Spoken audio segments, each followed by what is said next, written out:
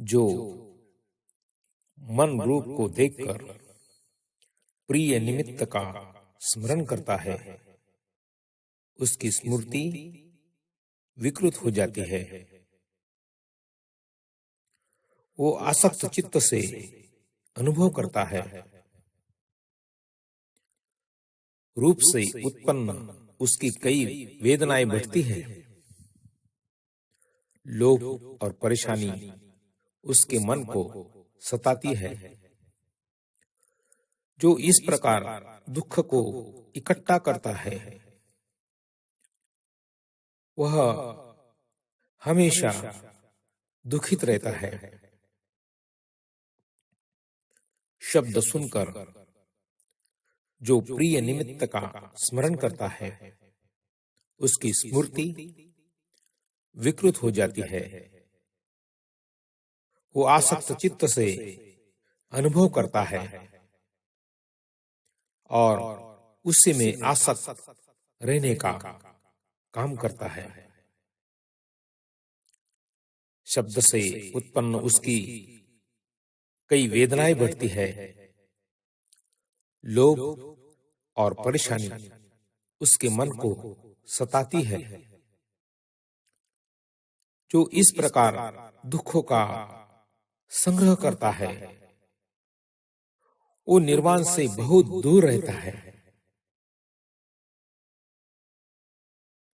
गंध को सूंघकर जो प्रिय निमित्त का स्मरण करता है, उसकी भी स्मृति विकृत हो जाती है। वो आसक्त चित्त से अनुभव करता है और उसी में आसक्त रहने का काम करता है। गंध से उत्पन्न उसकी कई वेदनाएं बढ़ती है। लोभ और परेशानी उसके मन को सताती है। जो इस प्रकार दुख का संग्रह करता है, वह हमेशा दुखित रहता है। रस को चखकर जो प्रिय निमित्त का स्मरण करता है, उसकी भी स्मृति विकृत हो जाती है। वह आसक्त चित्त से अनुभव करता है और उसी में आसक्त रहने का काम करता है। रस से उत्पन्न उसकी कई वेदनाएं बढ़ती है। लोभ और परेशानी उसके मन को सताती है। जो इस प्रकार दुख का संग्रह करता है, वह हमेशा दुखित रहता है। वह निर्वाण से काफी दूर रहता है। जो स्पर्श पाकर प्रिय निमित्त का स्मरण करता है, उसकी स्मृति विकृत हो जाती है।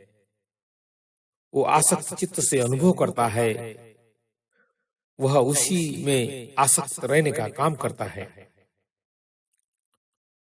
स्पर्श से उत्पन्न उसकी कई वेदनाएं बढ़ती है। लोभ और परेशानी उसके मन को सताती है।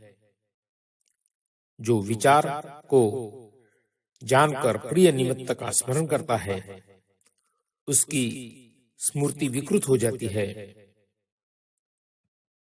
उसे वह आसक्त चित्त से अनुभव करता है। विचार से उत्पन्न उसकी कई वेदनाएं बढ़ती है। लोभ और परेशानी उसके मन को कष्ट देती है। जो इस तरह दुखों का संग्रह करता है, वह हमेशा दुखित रहता है। जो रूप को देखकर स्मृतिमान रहता है, वह रूपों में अनासक्त होता है। वह अनासक्त चित्त से अनुभव करता है और उसमें घुसता नहीं। जो रूप को देखता हुआ उसका अनुभव करता है, उन्हें त्याग देता है और उसका संग्रह मन में नहीं करता, इस प्रकार वे स्मृतिमान होकर विहरता है। इस तरह जो दुखों का संग्रह नहीं करता वो हमेशा सुखी रहता है। जो शब्द सुनकर स्मृतिमान हो जाता है वह शब्दों में अनासक्त होता है, वह अनासक्त चित्त से अनुभव करता है और उसमें आसक्त नहीं होता है। जो शब्द को सुनता हुआ उसका अनुभव करता है उन्हें त्याग देता है और उसका संग्रह नहीं करता, वह स्मृतिमान हो विहरता है। इस तरह जो दुखों का संग्रह नहीं करता वह हमेशा सुखी रहता है, आनंदी रहता है। जो गंध को सूंघ कर स्मृतिमान हो जाता है वह गंधों से अनासक्त होता है, वह अनासक्त चित्त से अनुभव करता है और उसमें आसक्त नहीं रहता, वह हमेशा आनंदी रहता है। जो गंध को सूंघता हुआ उसका अनुभव करता हुआ उन्हें त्याग देता है और उसका संग्रह नहीं करता, ना तो उसके बारे में सोचता, वो स्मृतिमान हो विहरता है। इस प्रकार जो दुख का संचय नहीं करता वह हमेशा आनंदी रहता है, सुखी रहता है, वह निर्माण के समीप हो जाता है।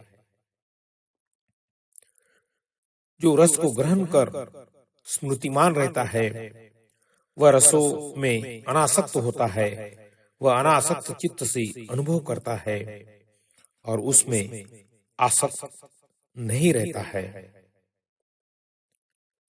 जो रस को ग्रहण करता हुआ उसका अनुभव करता हुआ उनको त्याग देता है और उसका संग्रह नहीं करता और वह स्मृतिमान होकर विहरता है। इस प्रकार जो दुखों का संग्रह नहीं करता वह हमेशा सुख और आनंद का अनुभव करता है, वह निर्वाण के नजदीक हो जाता है। जो पदार्थ को पाकर स्मृतिमान रहता है उस स्पर्शों में आसक्त नहीं होता, वो अनासक्त चित्त होकर अनुभव करता है और उसमें आसक्ति नहीं हुए। जो स्पर्श का सेवन करता हुआ उसका अनुभव करता हुआ उनको त्याग देता है और उसका संग्रह नहीं करता और वह स्मृतिमान हो विहरता है। इस प्रकार जो दुख का संचय नहीं करता वह निर्वाण के नजदीक हो जाता है। जो विचार को जानकर स्मृतिमान रहता है वह विचारों में अनासक्त रहता है, वह अनासक्त चित्त से अनुभव करता है और उसमें आसक्त नहीं रहता। जो विचार को जानता हुआ उसका अनुभव करता हुआ उनको त्याग देता है और उसका संग्रह नहीं करता और वह स्मृतिमान हो विहरता है। इस प्रकार जो दुखों का संग्रह नहीं करता वह हमेशा हमेशा के लिए सुखी और आनंदमय रहता है और वही निर्वाण के निकट चला जाता है। भवतु सब मंगल।